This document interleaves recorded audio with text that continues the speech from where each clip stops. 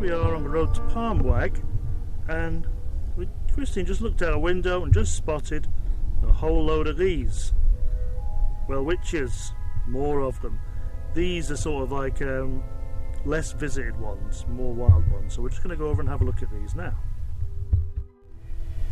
Well, we've come across something fascinating today. Here we are in the Skeleton Coast National Park, and we're coming through a very, what seems to be an arid area, and then just looking out the window I saw this mound of vegetation, and I thought, oh my goodness, that looks like a Welwitschia. So we stopped the car, and indeed it is another plain of Welwitschia, just like the one that we saw near Swakopmund in Namibia just a few days ago.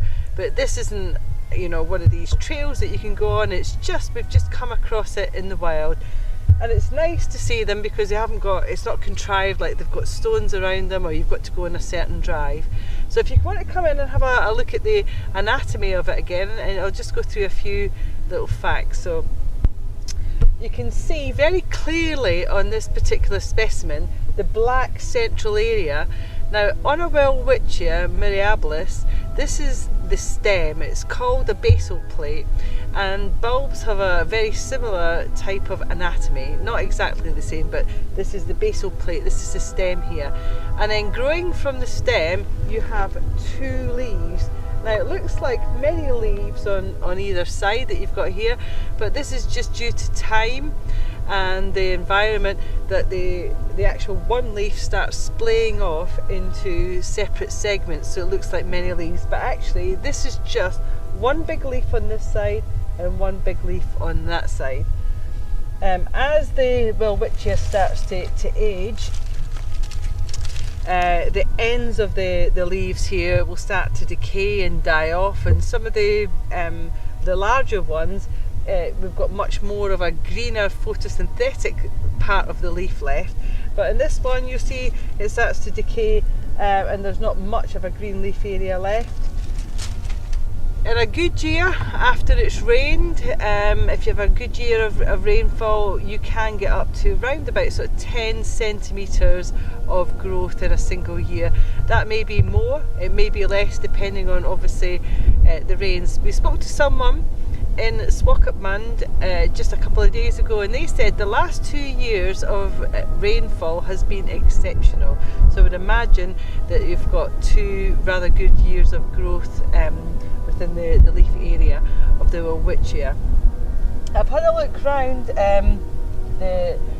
the number of specimens. I had a good look at probably about 10 specimens in this Welwitschia plain here, and they are all males. There must be a female about somewhere. I'm not going to go too far because there are hyenas and there are jackals. Not that I'm afraid of a jackal. A jackal is very much similar to the size of a fox, but in the last place that we stayed we got warnings from the guy in reception, and there was posters around the campsite saying that the jackals, there was a high incidence of rabies. So I'm not going to go too far from the car. I've gone far enough, I think. So just to say, just from what we learned the last time, that the Welwitschia myriabilis is related to a conifer. So you have female cones and then you have male pollen cones, and these are all males. The whole population that I've had a look at in this area is been shown these remnants of the male pollen cones here.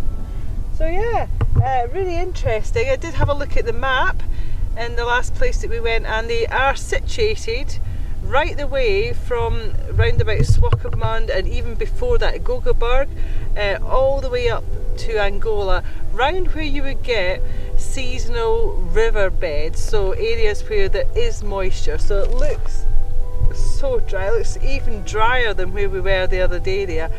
And they're actually not in bad condition. It did say in the poster that we read that the less water availability, the more that they were degraded in terms of the how well they looked. But actually these don't look too bad for the situation that they're in.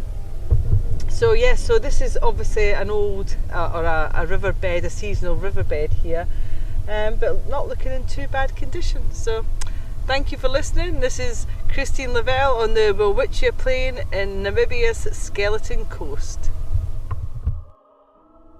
So, we were going to call this the Valley of the Damned because all of the specimens over there, they were all male. Right? And we just thought, this is it. It's just like a bachelor herd of Welwitschia all on their own, no chance of a future. Here's mummy. So there's hope for them in this valley here. Surprisingly few females across here, but you can see the difference in the strobilus here compared to the little narrow ones we saw on the males previously. So it's an odd distribution, but there is hope for them yet.